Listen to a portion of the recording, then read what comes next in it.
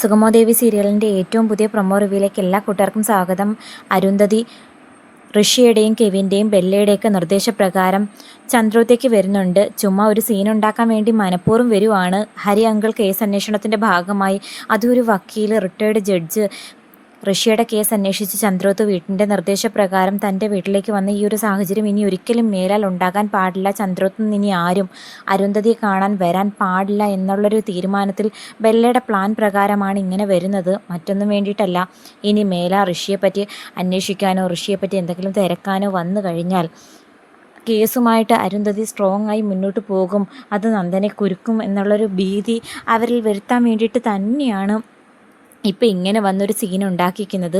അങ്ങനെ പെട്ടെന്ന് അരുന്ധതിയെ കണ്ടതും പ്രഭാവതിക്ക് ഒരുപാട് സന്തോഷമാകുന്നു. സ്നേഹത്തോടെ അകത്തേക്ക് ക്ഷണിക്കുന്നുവെങ്കിലും അരുന്ധതി നല്ല ദേഷ്യത്തോടെ തന്നെയാണ് വന്നിരിക്കുന്നത്, പ്രശ്നമുണ്ടാക്കാൻ എന്ന രൂപത്തിൽ. ആ സമയത്ത് ദേവിക അവിടെ ഉണ്ടായിരുന്നു. അപ്പം ദേവികയെ കണ്ട് എല്ലാവരും ഉണ്ടല്ലോ, ഞാനൊരു കാര്യം അറിയാൻ വേണ്ടിയിട്ട് തന്നെ ഇങ്ങോട്ടേക്ക് വന്നത്. എന്താ അരുന്ധതി എന്ന് പ്രഭാവതി ചോദിക്കുമ്പം, എൻ്റെ മകൻ എന്ത് സംഭവിച്ചു? എൻ്റെ മകനെ കാണാതായതിന് പിന്നിൽ നിങ്ങളുടെ വീട്ടിലെ ഒരാളോ അല്ലെങ്കിൽ ഒന്നിലധികം ആളുകളോ പങ്കു ചേർന്നിട്ടുണ്ടെന്ന് എനിക്കിപ്പം മനസ്സിലായി. അതിൻ്റെ പേരിനല്ലേ എന്നെ സമാധാനിപ്പിക്കാനാണ് എൻ്റെ മകനെ കണ്ടെത്തി തരാം എന്ന് വാഗ്ദാനമായിട്ട് നിങ്ങൾ ഓരോരുത്തരെ എൻ്റെ വീട്ടിലേക്ക് പറഞ്ഞയക്കുന്നത്. അതിൽ നിന്ന് എനിക്കൊരു കാര്യം ഉറപ്പായി. എൻ്റെ മകനെ കാണാതായതിൻ്റെ പിന്നിൽ നിങ്ങളൊക്കെ കൂടി തന്നെയാണ്. സത്യം പറ, എൻ്റെ മകൻ എന്ത് സംഭവിച്ചു? അപ്പം പ്രഭാവതി പറയുന്നു, അയ്യോ അരുന്ധതി, ഞങ്ങൾക്കൊന്നും അറിയില്ല. ഋഷിയെ കാണാതായതിനപ്പുറം മറ്റൊന്നും ഞങ്ങൾക്കറിയില്ല. ഞങ്ങളും ആത്മാർത്ഥമായിട്ട് പ്രാർത്ഥിക്കുന്നുണ്ട് അവന് യാതൊരു ആപത്ത് സംഭവിക്കാതെ എത്രയും പെട്ടെന്ന് തിരികെ വരണമെന്ന്. കൊള്ളാം, പറഞ്ഞ് ന്യായീകരിച്ച് നിൽക്കാനറിയാം. എന്തി നന്ദൻ? എനിക്ക് ഉറപ്പുണ്ട് നന്ദൻ കാരണമാണ് എൻ്റെ മകനെ കാണാതായത്. പരസ്യമായി പ്രഭാവതിയെ ക്ഷേത്രത്തിൽ വെച്ച് അപമാനിച്ചതിൻ്റെ പേര് എൻ്റെ മകനെ എന്തോ ചെയ്യുമെന്ന് വെല്ലുവിളിച്ച് നടന്നവനവൻ. അവൻ കാരണമായിരിക്കും എൻ്റെ മകന് ആപത്ത് സംഭവിച്ചിരിക്കുന്നത്. സത്യം പറ എന്തിന്നൊക്കെ ചോദിക്കുമ്പോഴത്തേക്കും ദേവിക പറയുന്നു, ആൻറ്റി സമാധാനപ്പെട്, ഞങ്ങളൊന്ന് പറയുന്ന കേൾക്ക്, എനിക്കൊന്നും കേൾക്കണ്ട എന്ന് പറഞ്ഞ് അരുന്ധതിയാണെങ്കിൽ നേരെ റൂമിലേക്ക് ചെന്ന് ഡോറ് തുറക്കുന്നതും നന്ദൻ നോക്കുന്നത് ദേഷ്യത്തോടെ അരുന്ധതി തൻ്റെ മുമ്പിൽ വന്ന് നിൽക്കുന്നതാണ്. അപ്പോഴും അരുന്ധതിയെ കണ്ടതും പെട്ടെന്ന് നന്ദൻ പാനിക്കാകുന്നുണ്ട്. വിഷമവും പഴയ പോലെ ടെൻഷനും വെപ്രാളവും ഒക്കെ വരുന്നു. എൻ്റെ മകനെ നീ എന്ത് ചെയ്ത്? കൊന്നു കുഴിച്ചു മൂടിയോ എന്നൊക്കെ ചോദിക്കുമ്പോഴത്തേക്കും സത്യങ്ങളൊക്കെ അറിഞ്ഞിട്ടാണ് അരുന്ധതി വന്നിരിക്കുന്നത് എന്നുള്ളൊരു ഭയപ്പാടിൽ എന്തു പറയണമെന്നറിയാതെ പകച്ചു നിൽക്കുവാണ് നന്ദൻ. ആ സമയത്ത് നന്ദൻ വാവിട്ടൊന്നും പറയാതിരിക്കാൻ വേണ്ടിയിട്ട് എത്രയും പെട്ടെന്ന് പ്രഭാവതിയാണെങ്കിൽ ഓടി റൂമിലേക്ക് വരുന്നു. എൻ്റെ മകനെ വഴക്കൊന്നും പറയരുത്, അവനൊന്നും അറിയില്ല, ഞങ്ങളെ ഉപദ്രവിക്കരുത് എന്നൊക്കെ പറഞ്ഞ് പ്രഭാവതിയാണെങ്കിൽ കരഞ്ഞ് കൈ തൊഴുകുന്നു. അപ്പോഴത്തേക്കും അരുന്ധതിക്ക് നല്ല സങ്കടമുണ്ട്.